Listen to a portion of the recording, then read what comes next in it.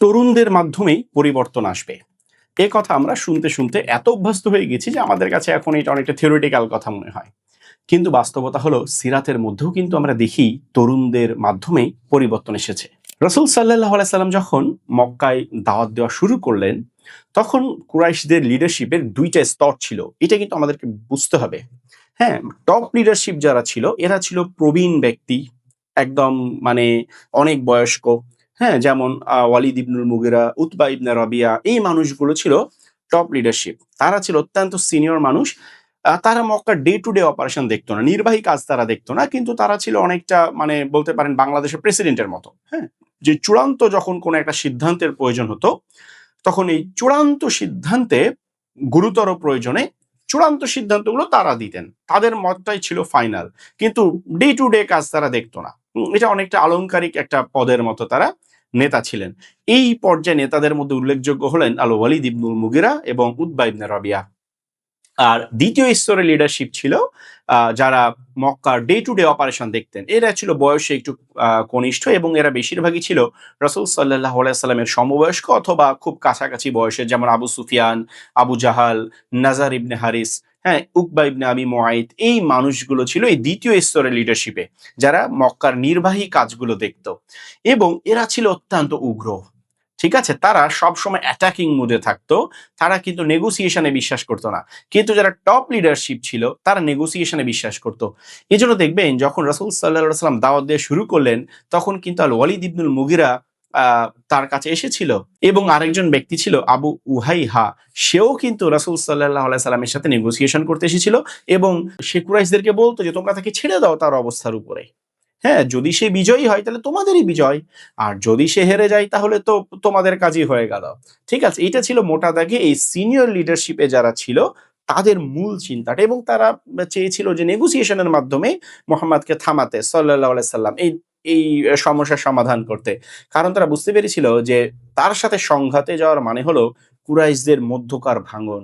কিন্তু যারা দ্বিতীয় স্তরের নেতা ছিল আবু সুফিয়ান, আবু জাহাল, নাজার ইবনে হারিস, উকবা বিন আবি মুআইত, এরা সরাসরি সংঘর্ষে বিশ্বাসী ছিল এবং তারা মানে অনেক ক্ষেত্রে এই সিনিয়র নেতাদেরকে প্রভাবিত করত জোরপূর্বক সিদ্ধান্ত নেওয়ার ক্ষেত্রে, জোরপূর্বক সংঘাতে যাওয়ার ক্ষেত্রে। এবং আমরা জানি যে বদরের যুদ্ধে যখন কাফেলা নিরাপদ হয়ে গেল, আবু সুফিয়ান পর্যন্ত বলল যে আসার দরকার নাই, আমি নিরাপদ হয়ে গেছি। তখন আবু জাহাল জোর করে গেল এবং শেষ পর্যন্ত বদরের যুদ্ধ হলো।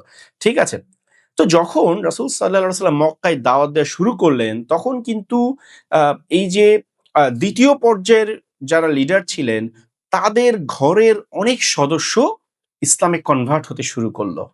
হ্যাঁ, এবং এটাই ছিল তাদের জন্য সবচেয়ে চিন্তার বিষয় যে আমাদের সবচেয়ে অ্যাগ্রেসিভ যে লিডার, তাদের ঘরের মানুষেরা যখন ইসলামে কনভার্ট হয়ে যাচ্ছে, তখন কিন্তু এই ভাঙনটা স্পষ্ট হতে শুরু করলো।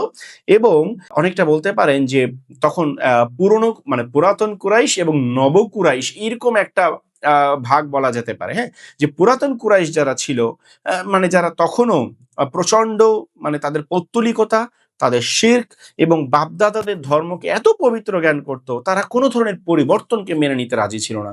তাদের জীবনের কোনো পরিবর্তন, তাদের সমাজের কোনো পরিবর্তনকে তারা মেনে নিতে রাজি ছিল না এবং এটার জন্য তারা যেকোনোভাবে যুদ্ধ করতে প্রস্তুত ছিল।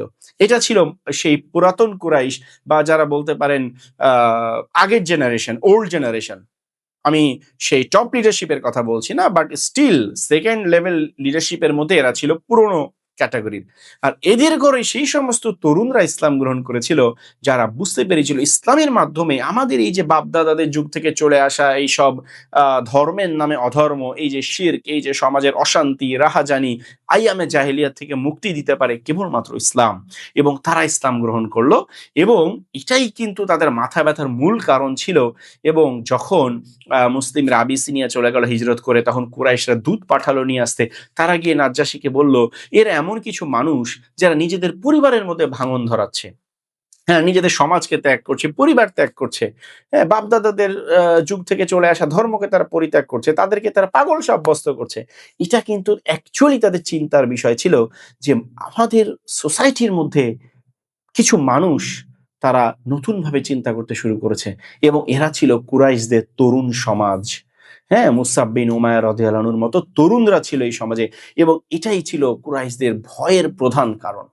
একইভাবে দেখুন রাসূল সাল্লাল্লাহু আলাইহি সাল্লাম যখন হজের মৌসুমে দাওয়াত দিচ্ছিলেন, সর্বপ্রথম খাজরাজ গোত্রের ৬ জন মানুষ তারা ইসলাম গ্রহণ করলেন। এবং কেন তারা ইসলাম গ্রহণ করেছিলেন? তারা ভেবেছিলেন যে মদিনাতেও কিন্তু বুয়াস যুদ্ধ নামে একটা ভয়াবহ যুদ্ধ মাত্র শেষ হয়েছে এবং মদিনার তরুণ সমাজ তারা এই পুরাতন লিডারশিপের উপরে খুবই বিরক্ত ছিল এবং তারা বুঝতে পেরেছিল যে পুরাতন লিডারদের দিয়ে আমাদের কোনো পরিবর্তন হবে না।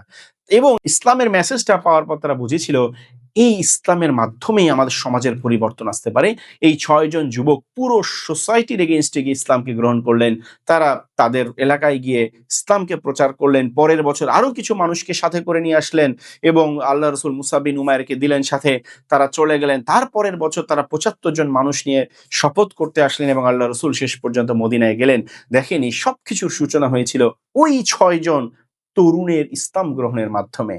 হ্যাঁ, তাহলে আমরা দেখলাম মক্কাই বলেন আর মদিনাই বলেন তরুণদের মাধ্যমেই কিন্তু সমাজের ভিত নড়ে গিয়েছিল এবং ইসলামের প্রচার প্রসারের দরজা উন্মুক্ত হয়েছিল।